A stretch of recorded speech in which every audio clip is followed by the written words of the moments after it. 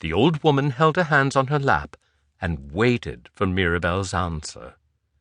Once more she scanned the gems, knowing this was taking much too long. She liked everything the woman said, but she needed to choose quickly. She ended up taking the old woman's advice and taking all but the black onyx. "All right, I have chosen and will put the blades into my pouch," she told the blind woman. "4 only," she reminded her. "Of course," she said, scooping up the ruby, sapphire, amethyst, and amber ones and placing them into her pouch with nimble fingers. Mirabel was very aware of her surroundings, knowing she had to guard these well. She pulled the drawstring closed and once more looked at the dagger with the onyx stone. Black, the color of death, she told herself. She feared it, yet it called to her at the same time. The old woman had said this child would be the most powerful of all the other stones. She wanted to give her husband a powerful son who would someday be a great leader and ruler. She struggled with her decision, not wanting to leave any of them behind, but not having enough gold to buy them all. Still, she knew she had to have it. "Thank you," she said to the old hag, turning to go. But something made her stop and look at the black stone dagger once more. She just couldn't leave it. And there was no way she'd be able to ask her husband for the money. There was only one thing to do. She couldn't even believe she was considering the illicit thought in her head. But she had to steal it. Knowing the old woman was blind, she took advantage of her by slipping the 5th dagger beneath the folds of her cape. The woman sat still, staring into the air, and Mirabel let out a sigh of relief that she'd succeeded.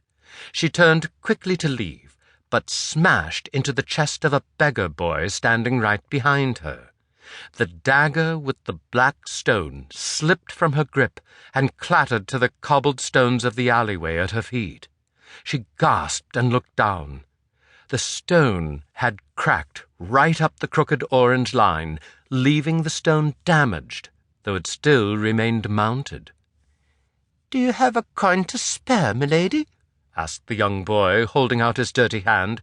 "Nay, leave me alone," she cried, backing away from him, noticing the old woman making her way around the table and bending down and patting the ground, retrieving the dagger with the black stone.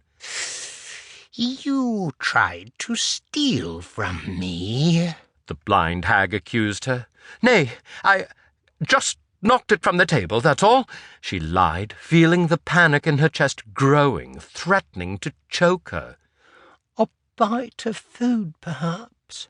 asked the boy, his gaunt hand snaking out toward her once again, and she reached out and pushed it away with 2 fingers, not wanting to touch him.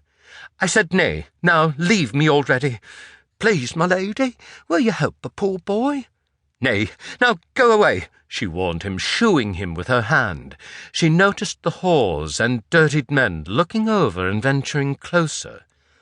"But you must have something to give me." The boy tried one last time. "How many times do I have to tell you no? Now leave me, and I never want to see you again," she shouted. The boy hung his head low, disappointed. He left, wandering down the alley, searching the street for any bit of discarded food. "You tried to steal a dagger, and you broke the stone in the process." The old woman stood and held up the dagger in 2 hands for her to see. "Nay, I didn't, truly," she said, thinking the woman was going to make her pay for it or make her trade one of the daggers in her pouch. She couldn't allow that. She clutched the bag to her chest protectively, not wanting to give up any of her promised children, and started away. "You also pushed away a boy," the old woman told her. "Not once, but 4 times. Because of these things you will pay for your actions." She stopped and turned abruptly. "What are you saying?" she asked. "I told you, I have no more money. I cannot pay." "By denying that boy, you have pushed every boy child from your life. Because you dismissed him 4 times, each of your 4 daggers will now bring you only girls."